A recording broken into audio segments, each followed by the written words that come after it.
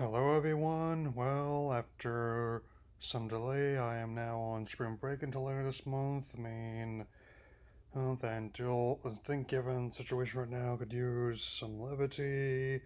So I present, after some delay, my first impressions of Pokemon Home, now that I finally opted into it for a year here, so as you can tell, I'm booting it up right now. I'm starting with Switch version right now because it actually took longer to download, if you believe that, so while I'm doing that, as well as dealing with some brief drift there, because I'm gonna tell you a little story.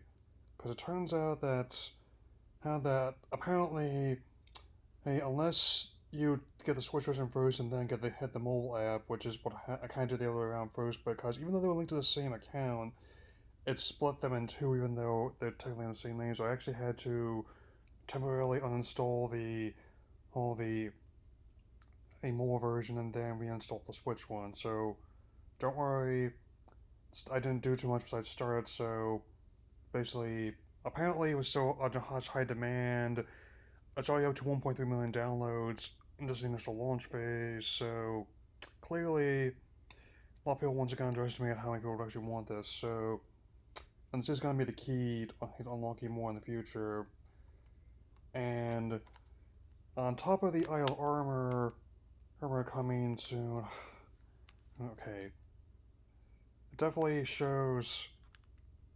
Okay, don't mind the drift. Shows what will be revealed and what will be able to go back in with more to come. So, and also clearing up a little bit of misconception that those chapters where people want to experience that portion, but you'll still be able to access the monsters inside through trading through free updates. So, I'm not gonna be addressing anyone personally. Hey, I know you weren't trying to make anyone angry. I sincerely believe that you weren't trying to, just genuinely misinformed about what they're actually planning to do. So I want to clear the air there. So here's the again. I'm just gonna do it like this since they won't stop drifting for a while. Okay. Yeah. So this is gonna make things a bit trickier. If you were to stop. So there's the OS and how it looks like there. I really like the design of it. How between the Pokemon in your box, like the base version will get you at least 30 monsters. As you can tell, you can have it connected to Switch titles mainly. Okay, don't drift. I said do not drift. You drifted. Or maybe not. Yeah. It's kind of touchy sometimes. It affects different tiles differently, so here we go.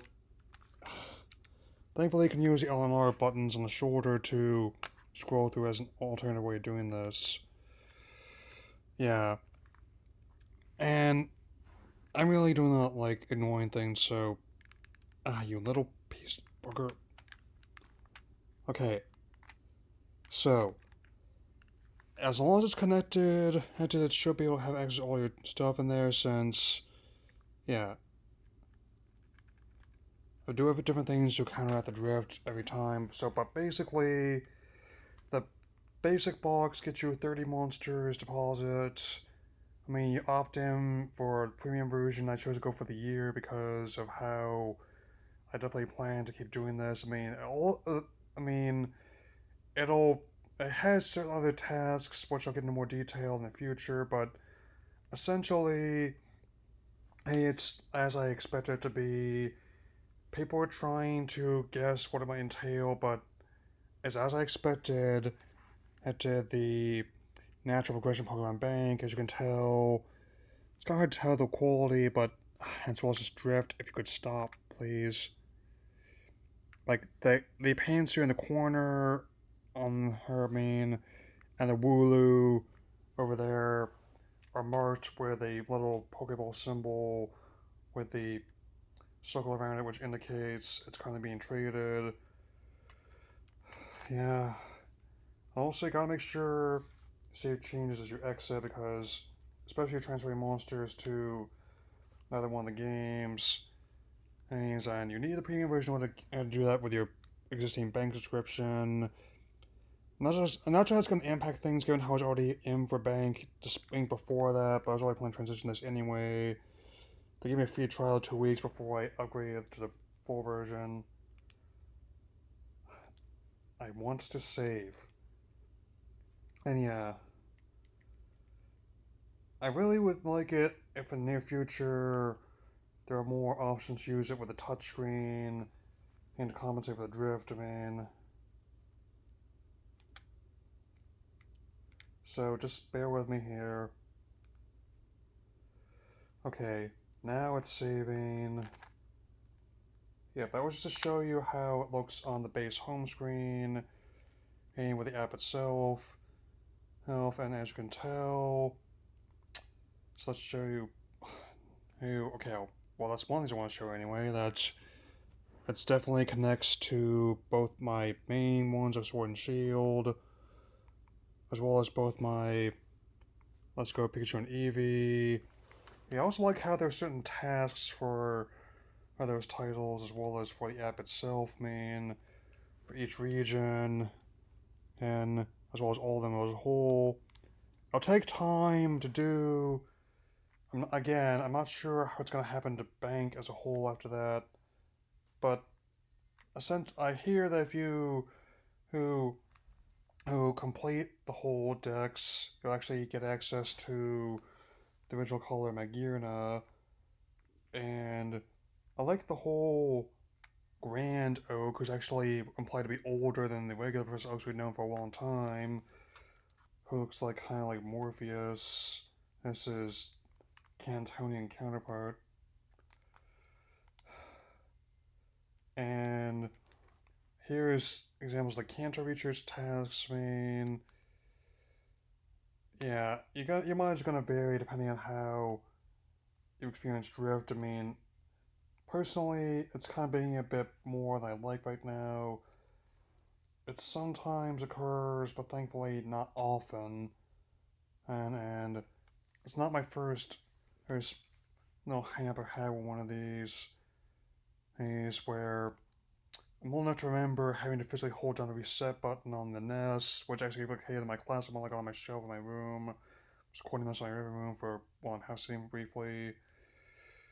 And as you complete more tasks, you always unlock more you can do. So I'm eager to explore that feature as well. Okay. So there's a brief run through who, figuratively speaking, on the Switch version of this app. Now I'm going to show you a bit of the mobile version after this cut here. Okay, so here's the mobile version. Let's get this started.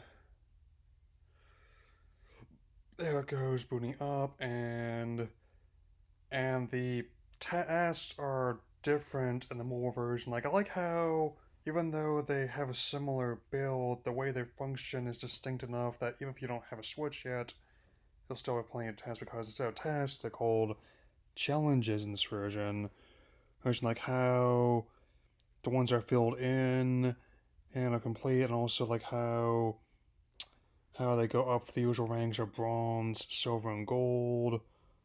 And the trading works differently here. Like you can't do local trades unless someone's directly near you, like in Pokemon Go. They're gonna integrate that functionality in there in the near future. But instead of just like one wonder trade, you have a whole wonder box you can explore. So take you to that right now. As you can tell, I got that Woogle I just showed you before deposited in there. So you can store up to 10 of them.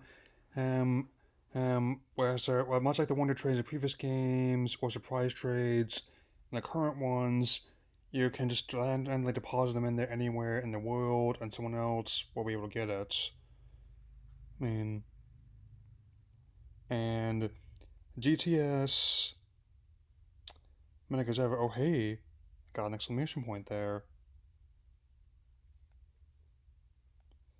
I'm not sure what that means, but looks like that's what a trade looks like, and they already met my requests, and here's a score bunny coming in right up there on the screen. And I mean, and I will take good care of this one. And it's definitely, and of course, it's much, there's still people demanding a legendary monster, or at least a rare one, or mythical one even, or just something you want to complete your decks. I mean, as long as those demands keep getting made, even in cases where you uncheck the option and not have special monsters, they're not going to go away. And also, like how you can choose who's the character represent your avatar. I mean, that's my little sprite right there of Red or whoever you want to call them. And as I noted, there it's my name, which I often, well, that's a common screen name that I use and try to keep things unified. I mean, whenever it's available. Oh, I mean, like just Steven was taken, it seems, but that's also an indicator of my pop culture age, given how I remember having just to go through things for hours just to get a screen name and password already taken. And it's even more so when you're trying to make a new account or reset one of an existing one. And I also generally like the whole way they've set this up. And again, very simple OS design.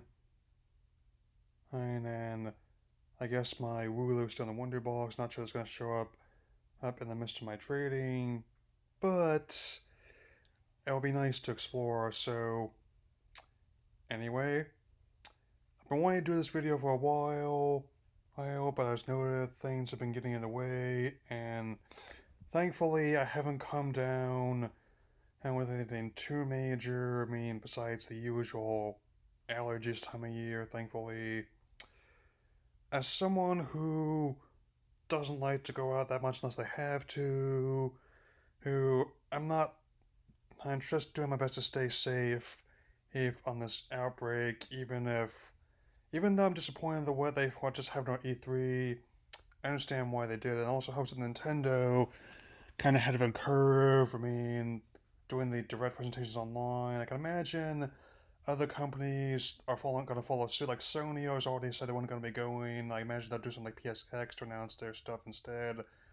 And also, all the other people are going to be they're going to be following their lead. Like Devolver Digital, the first people that were saying this are going to be doing their own direct service as well. So anyway, that's all I got to say for now. If you want to join me in completing your dexes, here's my home code and my other login, other codes in my channel description. I will see you all later.